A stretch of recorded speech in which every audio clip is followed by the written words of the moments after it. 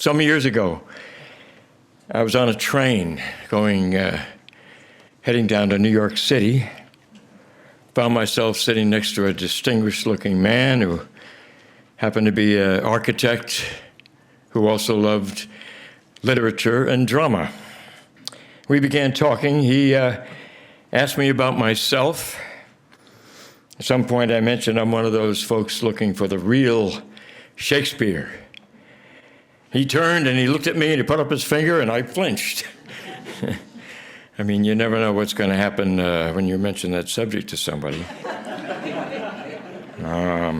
He said, look, there are two things you have to know about Shakespeare.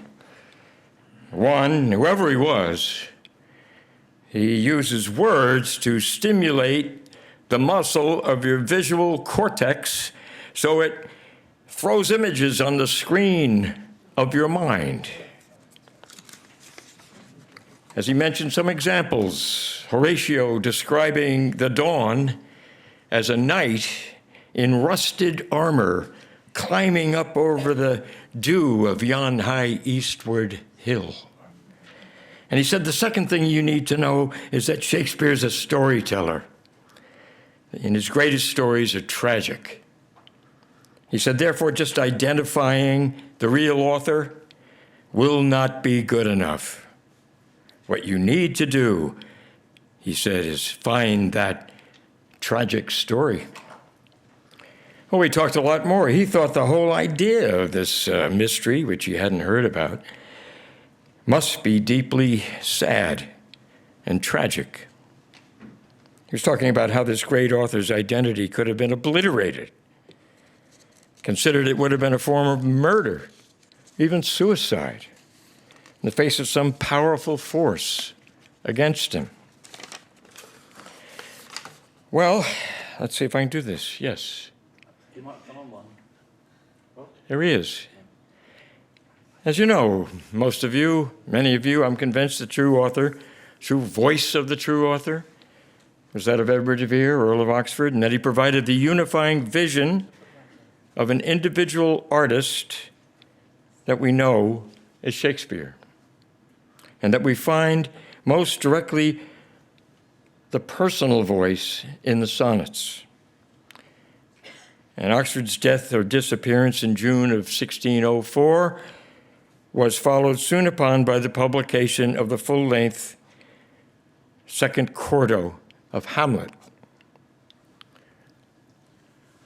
And in that great tragedy, the protagonist, the most autobiographical of all Shakespeare characters, cries out to his friend, "O God, Horatio, what a wounded name!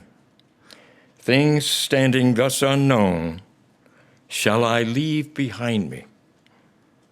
And then he begs Horatio to tell my story, his tragic story that remains unknown to the world. And that sounds like what my friend on the train was talking about.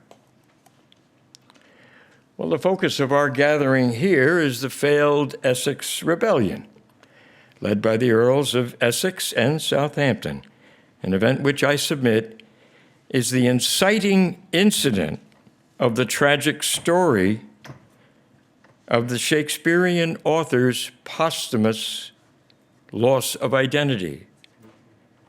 In this view, the rebellion is not the end of the story, but the beginning of de Vere's final evaporation behind the pen name. And this perspective sheds light on a crucial legal story that I want to share with you. I also hope to show that Oxford countered this loss of identity with a superhuman effort to create in the sonnets his final masterpiece, to preserve his story and prevail in death, creating his own resurrection and ultimate triumph. This final story takes place during the 2 years and 2 months following the failure of the so-called rebellion, a period which I submit is the true historical time frame and historical context for Oxford's posthumous disappearance as the author, a dark time when Southampton languished in the Tower as a convicted traitor, when the condemned Earl of Essex wrote a long poem to Queen Elizabeth from his prison room during the 4 days before his execution. And when Southampton also wrote a long poem, 74 lines, to Her Majesty from his tower room, begging for mercy. A poem by Southampton discovered in the British Library only in 2011. These poems by the Earls are more accurately called verse letters of communication with the Queen, and the sonnets are verse letters as well. First, the prologue. Shakespearean pseudonym making its grand entrance just 8 years before the rebellion, 1593, things are heating up to determine control of succession to Elizabeth, who, by refusing to name anyone, is putting the country in danger of civil war around the throne when she dies. The Essex faction is up against the entrenched power of William Cecil Lord Burleigh and his rapidly rising son, Robert Cecil, the cunning hunchback, seething with resentment toward these nobles so fortunate by their birth alone. The goal of the Essex faction is to eliminate the Cecils, prevent them from continuing their power into the next reign. And I don't need to tell you that Robert Cecil is going to win this game. He's going to outwit and outmaneuver those spoiled, arrogant noblemen. And now in 1593, the previously unknown author, William Shakespeare, suddenly appears on the dedication of Venus and Adonis to Southampton. Shakespeare's on the side of those same young lords heading toward their tragic endgame. It's also the endgame to determine the future course of England. A year later, 1594, the dedication of Lucrece to Southampton, the same author, confirms where he stands. The love I dedicate to your lordship is without end, an extraordinarily intimate and right out there public proclamation and a promise, and this, what I have done is yours, what I have to do is yours, being in part all I have, devoted yours. I'm sorry. Now, this author, this great author, has a vast vocabulary of 25,000 words from which he can choose. An author who never needs to repeat any word twice, much less 3 times in a single sentence. It's a pen name saying, in effect, all the writings I've done so far and all the writings I'm going to do in the future under this name are for you and in your support. They are yours, yours, yours. And once Burleigh dies in 1598, Principal Secretary Robert Cecil takes over. The gloves come off. Now the first issuance of plays under the Shakespeare name, among them Richard III. The pen name hyphenated on this play with its mirror image of the hunchback Cecil, an image that the secretary cannot, will not ever forgive, and for which he will bide his time and get revenge. 1599, Shakespeare is apparently cheering for Essex on the Irish military campaign in the chorus of Henry V, predicting the general of our gracious Empress will return with rebellion broached on his sword. And in that fall back in London, after the campaign has fallen apart and Essex is in deep trouble, Southampton spends his time attending plays at the Curtain, politically instructive plays such as Julius Caesar. Events are moving fast. Tensions are building. The aging queen falling increasingly under Cecil's influence.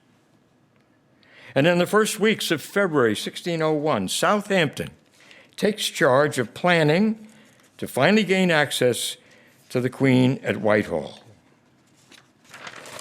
They plan to hold Cecil captive so Essex and Southampton can be in her presence, convince her to call a parliament on succession, finally name someone, even give up her crown, avoid civil war, and remove Cecil in the bargain.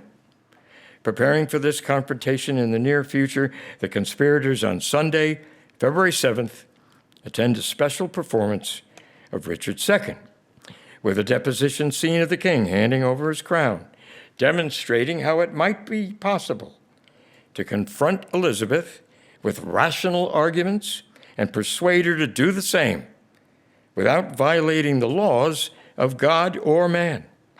And of course, the play is allegorical, making it easy for Cecil to incite the queen's fear and anger, and she well understood, as she later exclaimed, "I'm Richard II. No, you're not that." The cunning Robert Cecil uses this performance to summon Essex that night for questioning. His calculated move predictably caused the Earl to panic, and by the next morning it erupted in chaos and disaster. And that night, Essex and Southampton are taken through the Traitor's Gate, facing virtually certain execution. 11 days later, at their joint trial in Westminster Hall, are two of our leading candidates for the authorship. Sir Francis Bacon, prosecuting, and Lord Oxford on the Tribunal of Peers, sitting in judgment. Both of the accused earls will be found guilty of treason, sentenced to death. Essex will be executed 6 days later, but Southampton will find himself in perpetual confinement. Meanwhile, all authorized publications of as yet unprinted Shakespeare plays have abruptly ceased to appear. And aside from the full Hamlet in 1604, there'll be no more printed authorized plays for nearly 2 decades. But my theme here is that the rebellion is not the end of the author's tragic story, but the beginning. In the normal telling, it's the end. Southampton's in the tower while Cecil, under terrible tension, works desperately and secretly and treasonously to communicate with James in Scotland. And in the traditional telling, after a long silence during Southampton's imprisonment, writing no sonnets to or about him for more than 2 years, now in April 1603, the author suddenly exclaims in Sonnet 107 that my true love, this is not what I meant, my true love had been supposed as forfeit to a confined doom, and therefore my love looks fresh. Once again offering the young earl his love, endless devotion, and commitment. Now, was Shakespeare a hypocrite? I mean, his true love in prison, he writes maybe a few verse letters about him, none at all, only to jump back on the bandwagon when Southampton is liberated. Well, I don't think he could have been hypocritical. And here is that diagram. Let's recall my friend on the train. He's saying Shakespeare's a masterful storyteller. So this diagram shows the most basic story, the kind my teacher told me on the blackboard. And the basic thing is Sonnet 107 is up there, the climax. Yay, he's out of the tower in 1603. How could we care about that event unless by this diagram the author has already established when he was put in the tower? 2 years earlier, back in 1601. Certainly the inciting incident that finally reaches this climactic turning point. Why care about Southampton getting out of the tower if we didn't know he was in there in the first place? But if we climb back down the consecutively numbered sonnets, we can see that this usual view is wrong. A journey back down takes us through a long series of darkness, despair, prison, trial, legal words related to crime, guilt, death, all the way back down to where this great wave of darkness and suffering first appears. And it becomes clear that literally dozens and dozens of sonnets have been leading up to this climax. The author did not abandon Southampton. He never stopped writing to her about him. And in this context, the context of the prison years, those legal words are no longer metaphorical. but they're real and carefully accurate. Real words applied to real life when the author is steeling himself against the worst outcome for the young Earl. Now, I hope you'll indulge me for less than 90 seconds as we quickly take a flyover of the sonnets, looking at these words from the high point of Sonnet 107 back downward, just a sampling of those dark and legal words back down to where they begin at Sonnet 27. And I'm going to take a gulp of water before I do it. And I know otherwise, if I didn't say so beforehand, you'll think I'm crazy. But here we go. Confined doom, wasted time, weak, mournful, despair, death, dark days, decease, fault, term of life, thy revolt, sorrow, woe, fault, offense, night attainted, misprision, judgment, tomb, dead, confined, immured, attaint, decayed, waste, graves, fell arrest, death, buried, blamed, suspect, died, dead, for restful death I cry. Please, gates of steel, drained his blood, shadows, for thee watch I, imprisoned, pardon, crime, watch the clock for you. Death, judgment, die, death's shadow, shadows, uplocked, imprisoned, offense, excuse, heavy, bloody, grief, lawful reasons, alleged bars, locked up, thyself away, defendant, plea deny, verdict, shadow, grief, waiting, blame, forgive, grief, absence, torment, blame, shadow, confess, guilt, trespass, fault, lawful plea, offender's sorrow, ransom, basis, clouds, if thou survive, dead, grieve, buried, death's dateless night, disgrace, outcast, hung in ghastly night. That's a sample of what's in the 80 sonnets from the climax all the way back down to Sonnet 127. The author at 27, an abrupt change from Sonnet 26, which is a dedicatory epistle to Lord of my love, to whom in vassalage thy merit hath my duty bound. He can imagine him up there in a window like a jewel hung in ghastly night. In the dictionary, ghastly is frightful, deadful, dreadful, horrible, as in a ghastly murder. Or we can be sure like the ghastly torture of being hanged, drawn, and quartered. Sonnet 27, on the night of the failed rebellion, on the 8th of February, 1601, where the story begins. Weary with toil, I haste me to my bed, the dear repose for limbs with travail tired. But then begins a journey in my head to work my mind when body's work expired. For then in my thoughts, from far where I abide, intend a zealous pilgrimage to thee, and keep my drooping eyelids open wide, looking on darkness, which the blind do see. Save that my soul's imaginary sight presents thy shadow to my sightless view, which, like a jewel hung in ghastly night, makes black night beauteous, and her old face new. Lo, thus, by day my limbs, by night my mind, for thee and for myself, no quiet find. Southampton, entering the Tower as a prisoner, is the first of many recorded factual events. Now, the overall circumstance, of course, is that he's accused of a crime. And sure enough, in his diary of verse letters, Oxford calls it by name. To you it doth belong yourself to pardon of self-doing crime, and how much I suffered in your crime. In this case, the crime of treason, perhaps the most serious crime Southampton could have committed in his life. And it would almost cost him his life and cause the author of the sonnets to descend into darkness and despair and finally to disappear. So from Sonnet 27 forward, we have what might be called the foundational tracks of his story. Now, these tracks during Southampton's more than 2 years in prison are on the record.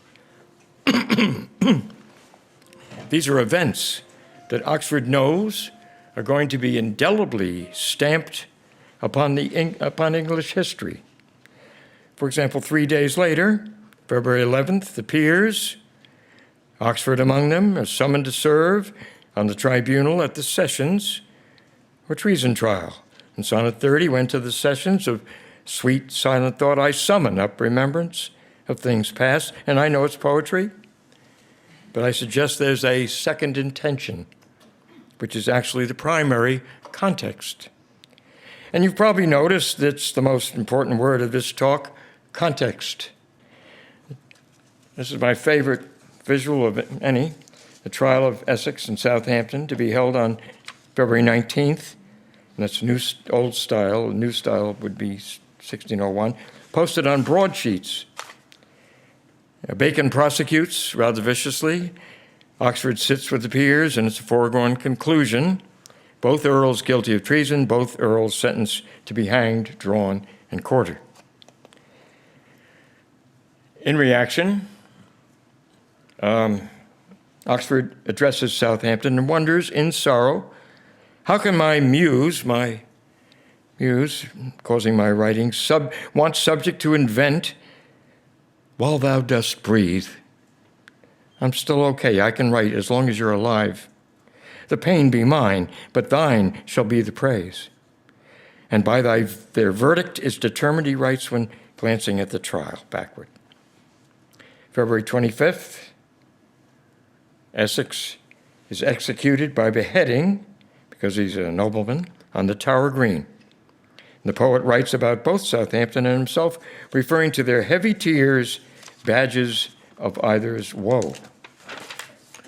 On March 5th, the treason trials of 5 other conspirators, all convicted, all condemned to death. March 13th, Gellie Merrick and Henry Cuff, hanged, drawn, and quartered.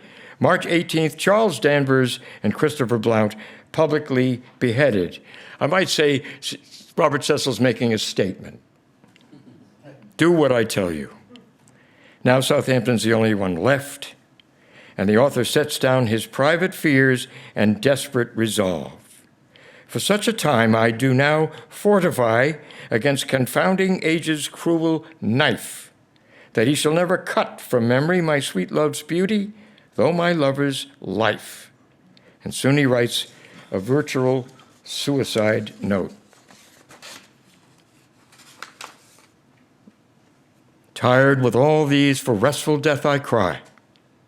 Tired with all these, from these would I be gone, save that to die I leave my love alone. He'd prefer to kill himself, but will not do so, while Southampton remains alive in the Tower. And in that same virtual suicide note, he complains about strength by limping sway disabled. Dover Wilson is tempted to suspect a glance at the control of the state by the limping Robert Cecil. Well, as my friend on the train might say, it's not only tempting, it stimulates our visual cortex to create an image of Cecil swaying and limping toward his disabling or destruction of the earls.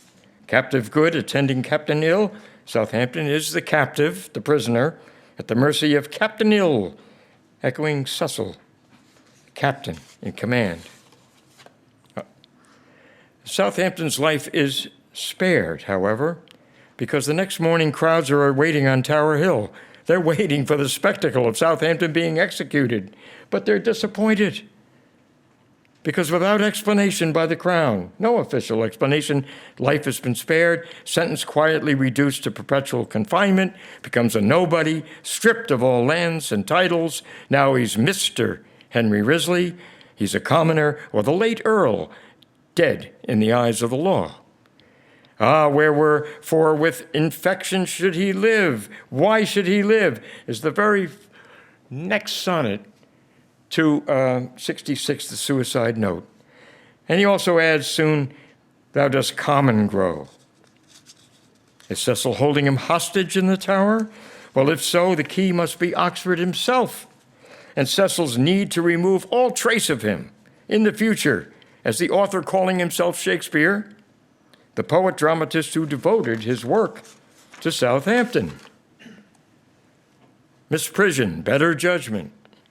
In this diary of verse letters, Oxford supplies the legal mechanism by which Southampton's life was spared. So thy great gift, upon misprision growing, comes home again on better judgment making. Misprision of treason is literally a better judgment or verdict, a reduction of the crime of treason. Misprision was used by Tudor monarchs to gain information in exchange for a lesser verdict, a plea bargain. You tell me this, I'll get you off here. It means Southampton was supposedly ignorant of the law, too. And he knew about the plot, but he was supposedly ignorant of the law, and he didn't really participate in the plot. He failed to report it. It means he expresses true sorrow, repentance, and it gives him the possibility of a future liberation and even a future royal pardon. Oxford supplies a crucial account of how this better legal judgment for Southampton was in fact agreed to. Anticipating the trial, he promises that thy adverse party is thy advocate. He's forced to join the other peers as his adverse party and votes to condemn him to death, but he also vowed to work privately as the young earl's advocate, defense attorney, trying to save his life. Duncan Jones, your legal opponent, is also your legal defender. There's a kind of prisoner exchange. Oxford offers his life in exchange for Southampton's life. The younger earl is spared from execution, but he must remain in confinement until the monarch decides to liberate him and grant him a pardon. Oxford instructs him on the law, tells him, in effect, it's in your hands, young man. To you it doth belong, yourself to pardon of self-doing crime.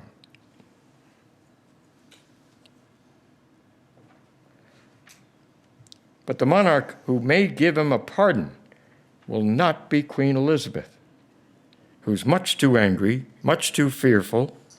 Cecil must succeed in bringing James to the English throne peacefully, because only then will Cecil continue in power behind the throne, and only then might Southampton get out alive. Therefore, to save Southampton, Oxford must agree to help Cecil, of all things, make James King of England, perhaps as the unidentified 40 in the secret correspondence with the Scottish king. Oxford blames himself for authorizing the crime as the author of Richard II and comparing Elizabeth with that historical king. All men make faults, and even I in this, authorizing thy trespass with compare. Duncan Jones again, authorizing, used here in the legal sense for sanctioning or justifying, with further play on author or as composer or writer. Oxford was guilty for not only writing Richard II with the deposition scene, he allowed the Chamberlain's men to give the special performance that Cecil used to trigger the whole debacle. Actors called in for questioning, not the author, yet he had played a big role in the crime. He could be charged with treason too. Treason by words, which is in the Tudor Constitution. He could be executed.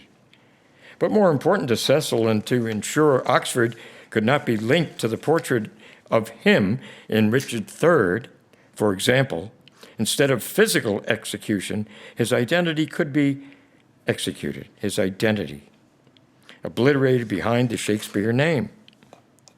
Oxford could agree to that. An essential part of the plea deal is Oxford's self-sacrifice, and he records his acceptance of posthumous obliteration against myself, a lawful plea commence against himself. At the same time, Southampton must agree to his own guilt and say he never meant to commit treason, so he writes to the council, my soul is heavy and troubled for my offenses. My heart was free from any premeditate treason against my sovereign.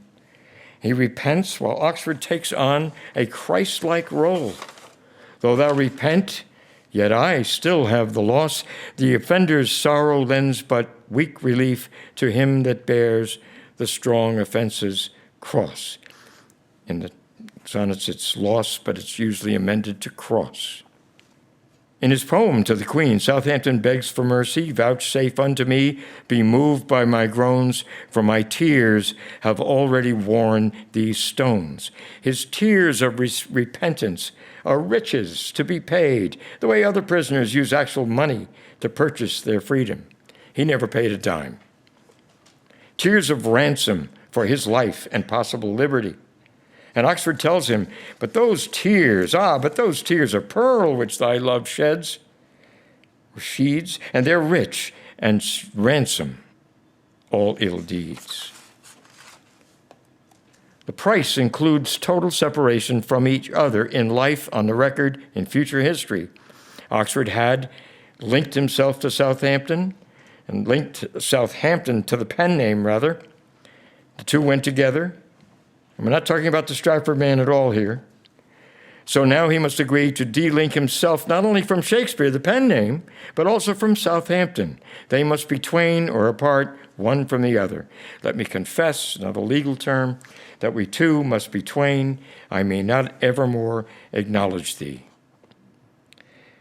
The author, a legal expert, finds another way to phrase the same bargain.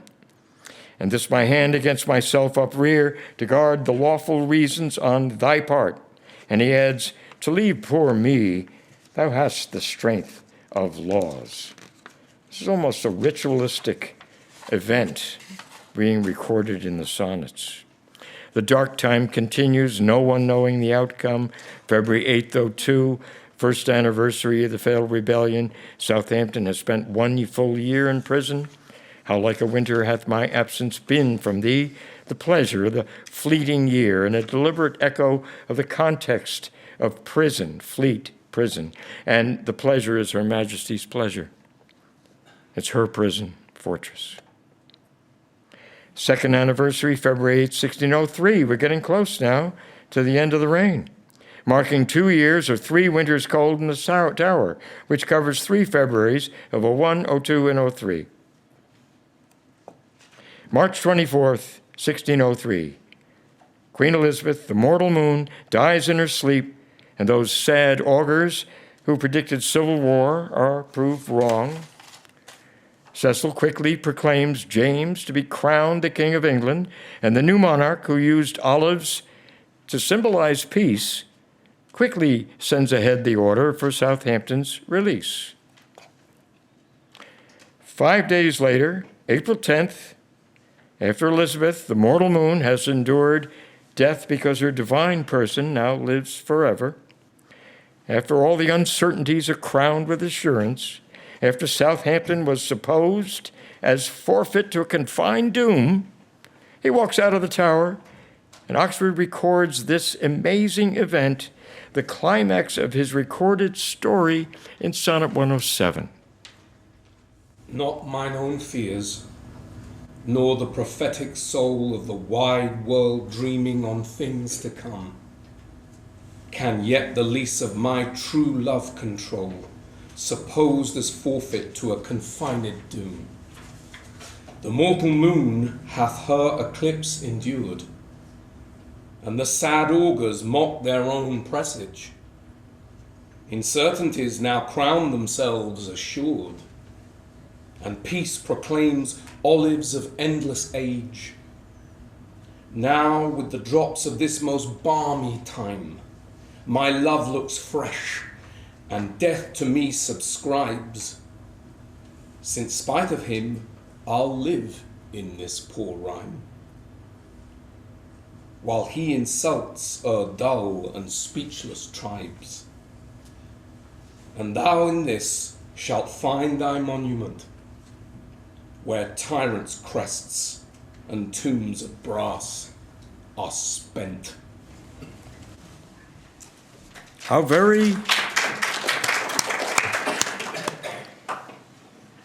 confident he is that these verse letters are going to comprise a monument that will outlive the crests of tyrants and the brass tombs of kings. As Oxford had promised him, your monument shall be my gentle verse, which eyes not yet created shall o'erread. Okay, the story's resolution from the climax down to the end.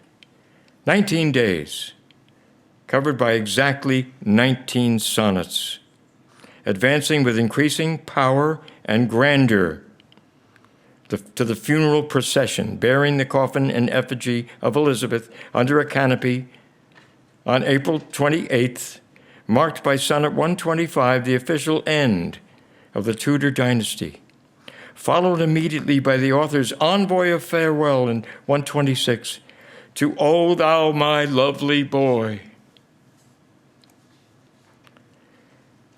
The result is a self-contained series of the 80 prison sonnets, plus the 20 sonnets of resolution, exactly 100, a century.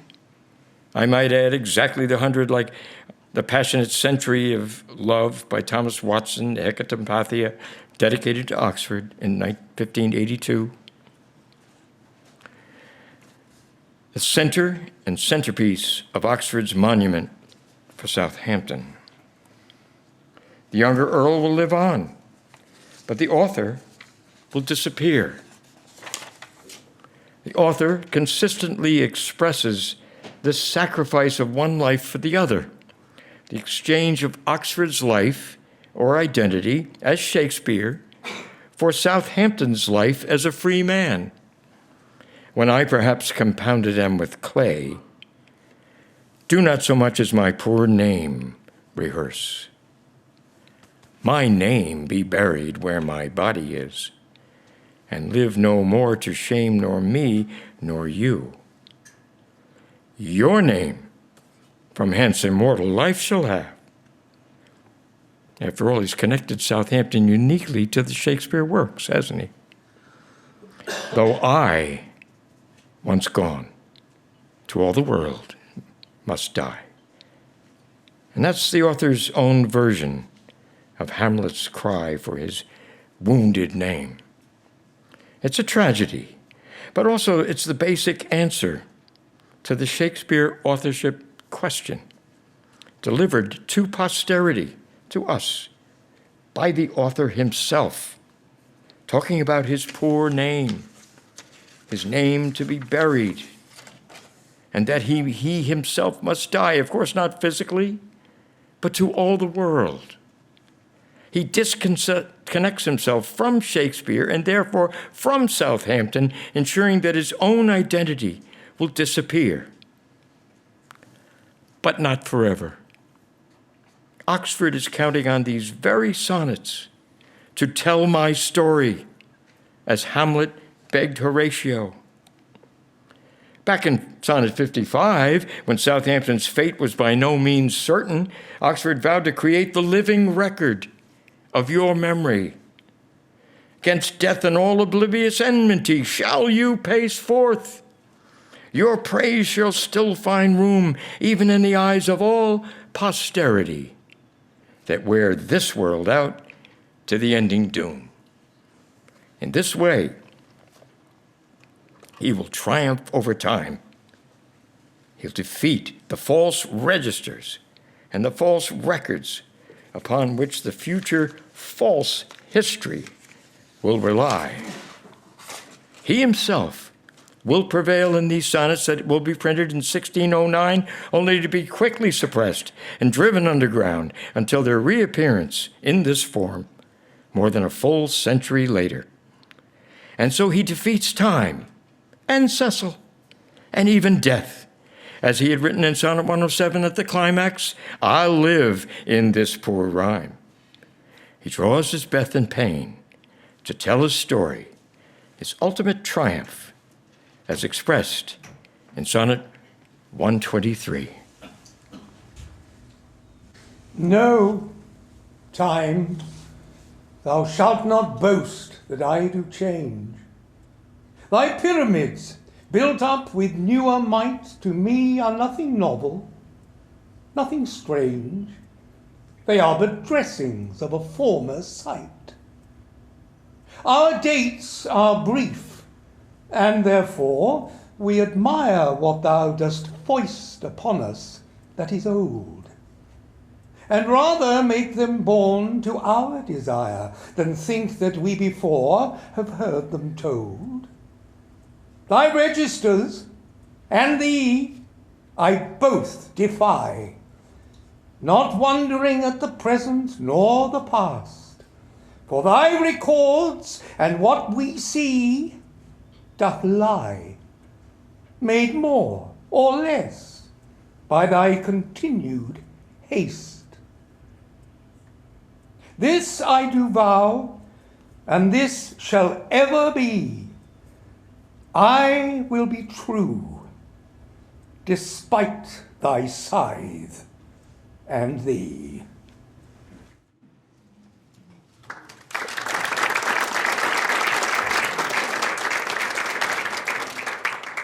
I want to thank the readers and thank you all.